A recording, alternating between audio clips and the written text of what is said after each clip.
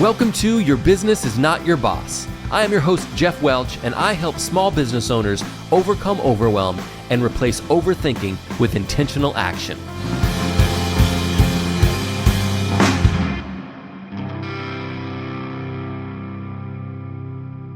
What is up? Welcome to episode 35 of Your Business is Not Your Boss.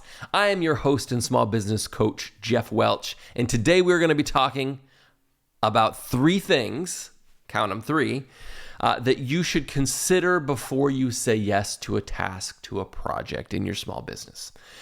Before I jump into that, I do want to remind you of my free PDF, the Anti-Overwhelm Playbook. If you are a small business owner who feels a little stuck, who feels a little bit like overwhelmed by the number of things coming at you, this guide, this playbook is going to help you address some of those issues today, to get started now, to change the way you feel about those things, to change your ability to take intentional action, okay? So if you are interested, if you're curious, if you are feeling like, man, I could use a little jump start, I could use a little help getting out from under the things that have me kind of stuck and mired down, go to jeffwelch.com/playbook to grab your free copy today. All right, so I'm going to jump right into this episode, and part of the reason I'm going to jump right in is because it finally happened. It finally happened here in my studio, surrounded by all this wonderful technology. I got a camera right here. I got a camera over there. I got my microphone with my audio equipment, and whenever I sit down, I got to turn the lights on. I got to get everything turned on and ready to go, and it was inevitable that at some point, I would not press record on something. Or in this case, I would press record, but the mic would be muted. This is not quite a Zoom situation. You know, you're on mute, but it's pretty close, right? So I recorded what I would say is about half of this episode, and then I looked down and realized that my microphone wasn't metering at all, and you couldn't hear anything I was saying. So, not wanting to make it more difficult for you, I decided I would go ahead and start over. So I want to start by sharing a quick little aside. Maybe it's an aside. I mean, it definitely has a point. We're headed towards something here with this little story. But my wife and I have incredibly different work experiences. I have worked in small business for my entire working life. I've worked for a couple different small businesses. I actually spent one summer working for state government. So I did work for, big structure at some point. But for the most part, I've spent all of my working life working in small businesses, making it up, figuring it out. January will mark 20 years that I have owned small businesses. And it's just a very different kind of mindset from the corporate world where my wife lives. She runs HR for our hospital, and she's always gravitated towards show me the box. I want to know what the box looks like. I want to know what is expected of me, what I'm supposed to do, and I'm going to go crush those things. And she has. She has been incredibly successful.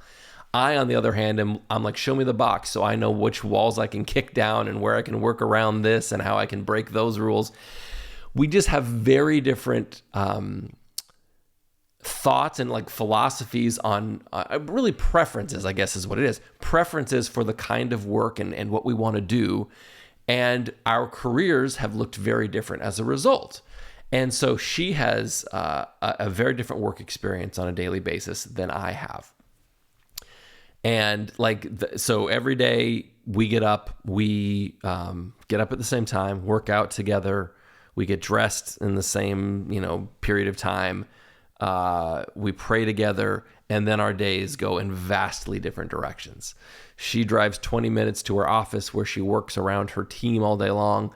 I walk about 30 seconds away to my studio space here in my office, in our detached shop. And, I support small business owners over the phone. She spends all of her day in meetings. Sometimes she comes home and tells me about how much time she was in meetings on a given day. And I'm like, how do you get anything done? And of course, as an executive, her job is to be a decision maker. Her job is to be somebody who is creating initiatives that other people go do. So I understand that, but my job is spent like working on my businesses. My job is spent interacting with small business owners and working directly with them to help them make their businesses work for them. And to create content and stuff like that. Like today is a content day. I'm just spending all day recording and filming and doing all those things.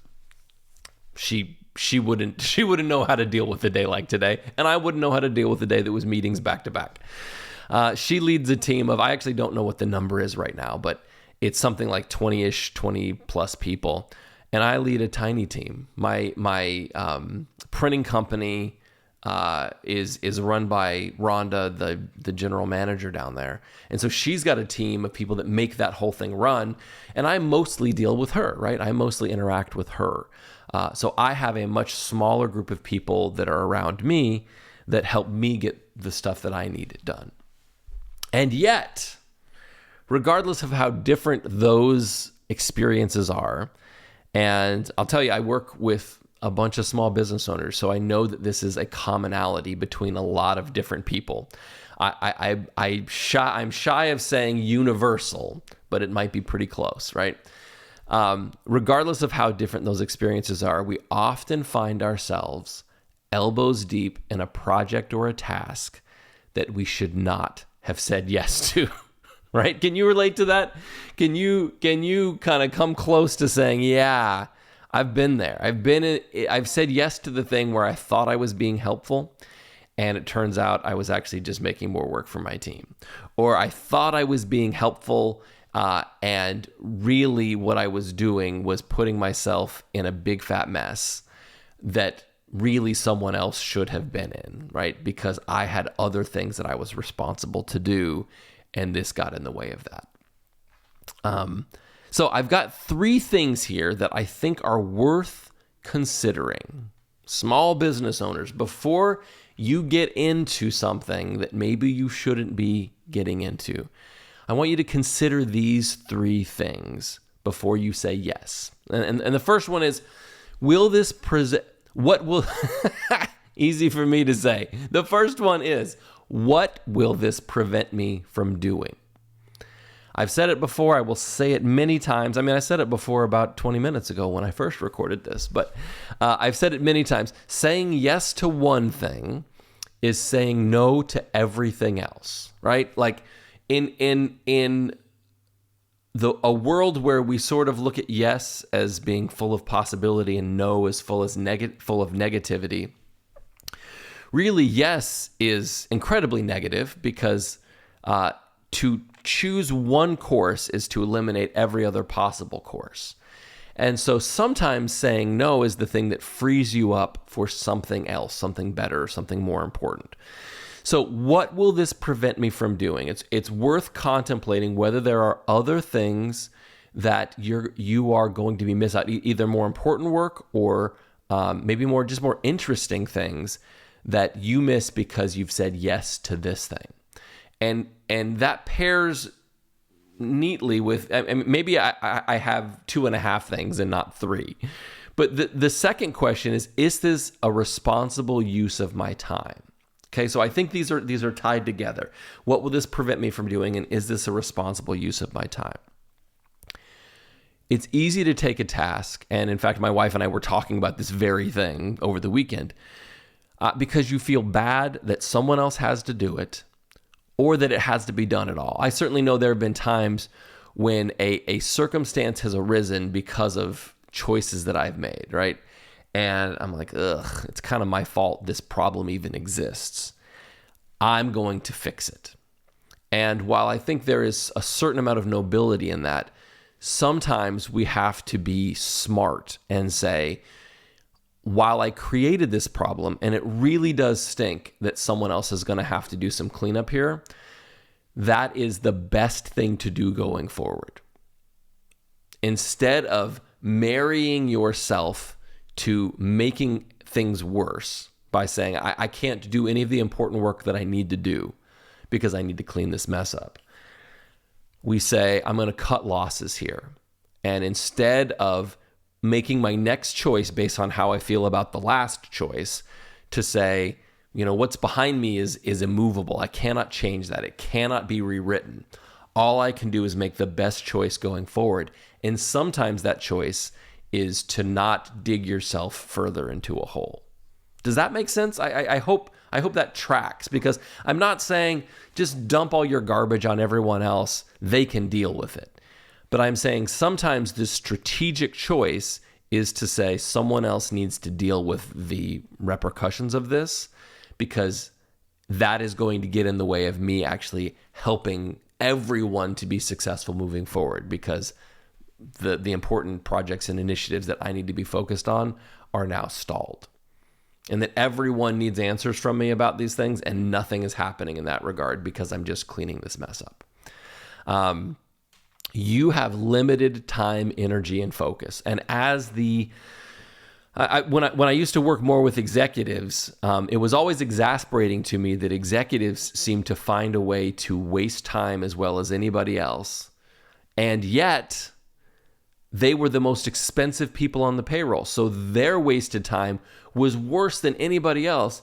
And yet they're looking at, man, how do we become more efficient? And how do we shave payroll here? And how do we do that kind of stuff there? And it always came back to, well, it starts with you being as effective as you can possibly be and not wasting your time. And not just wasting your time on YouTube. That wasn't the issue, right? But they were wasting their time working on things and dealing with things that they shouldn't have had their hands in. Right? And the same thing is true for small business owners, right? No one else in your business can do the owner stuff that you need to do. No one else is going to be charting the course forward.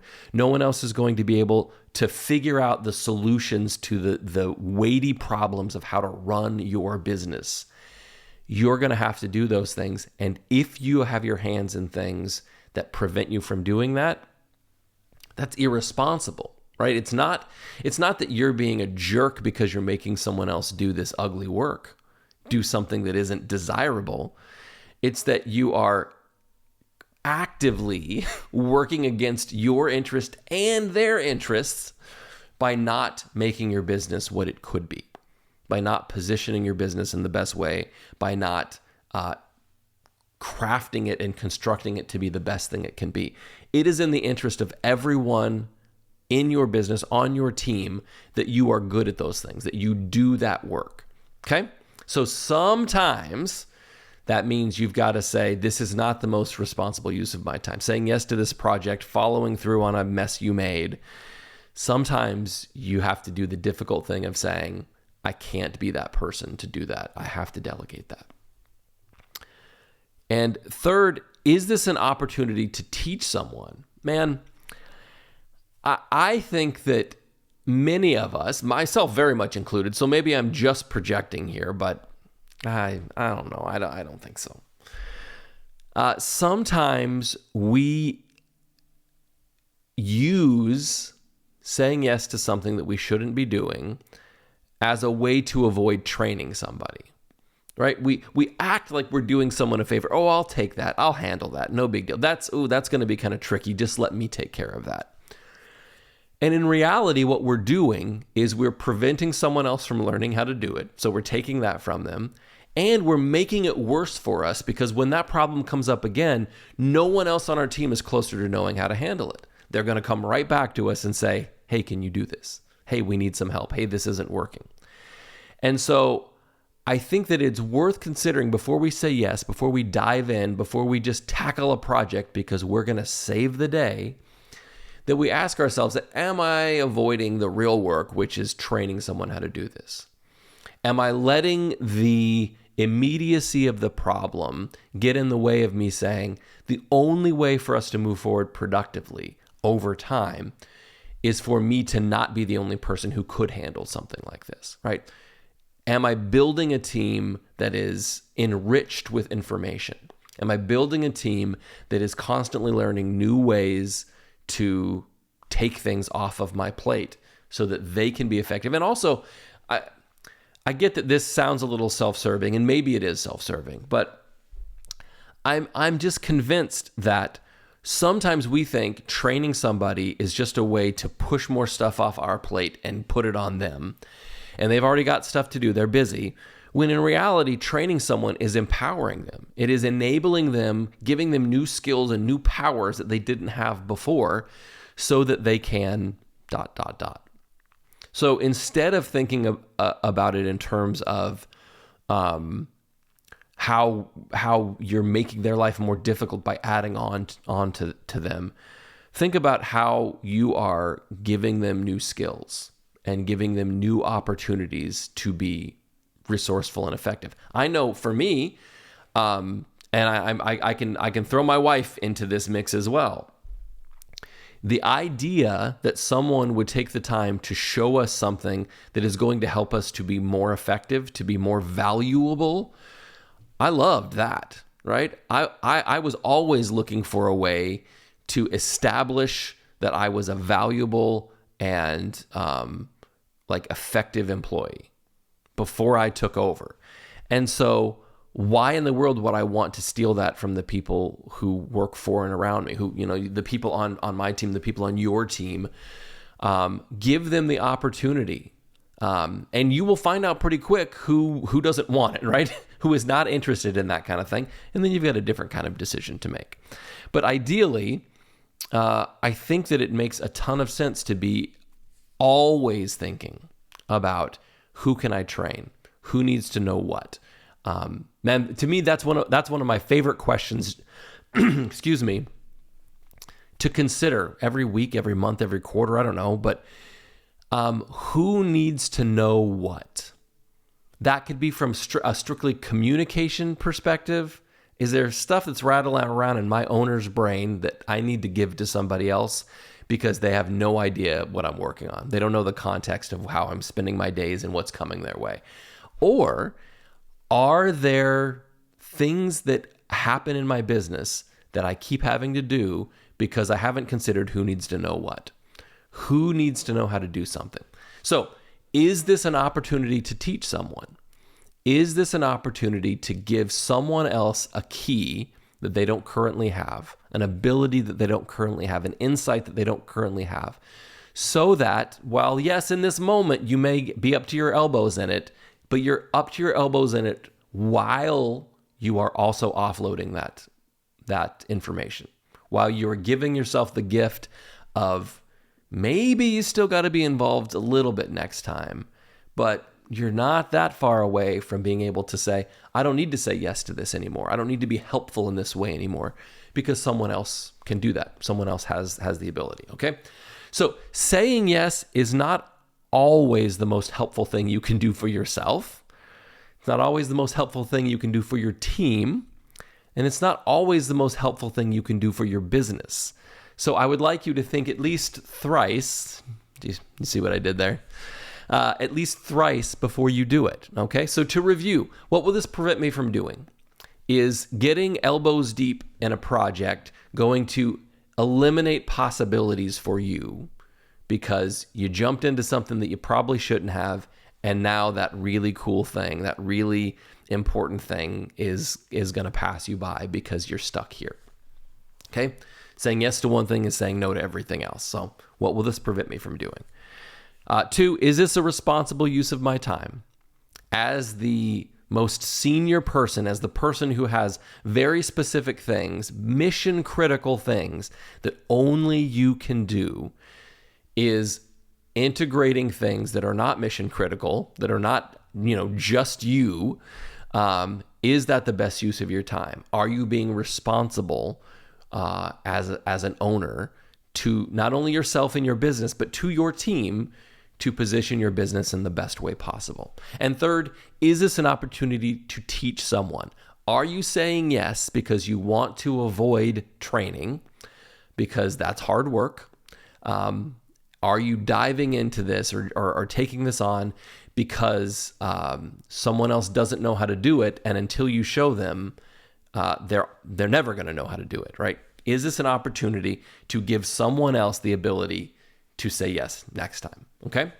So those are the 3 things I've got for you. Those are 3 things that I think you should consider before you say yes, before you take on that thing, before you maybe create much more work for yourself and maybe even more work for somebody else. Okay?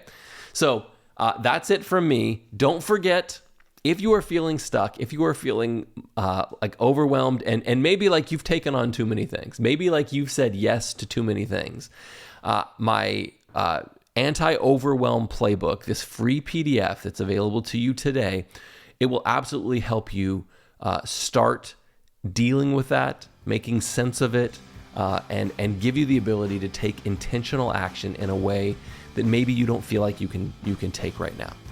Go download that today at jeffwelch.com/playbook. All right? So before I go, I just want to remind you, you don't have to say yes to everything. Sometimes not saying yes to everything is the best way to help the people around you. And don't forget, your business is not your boss.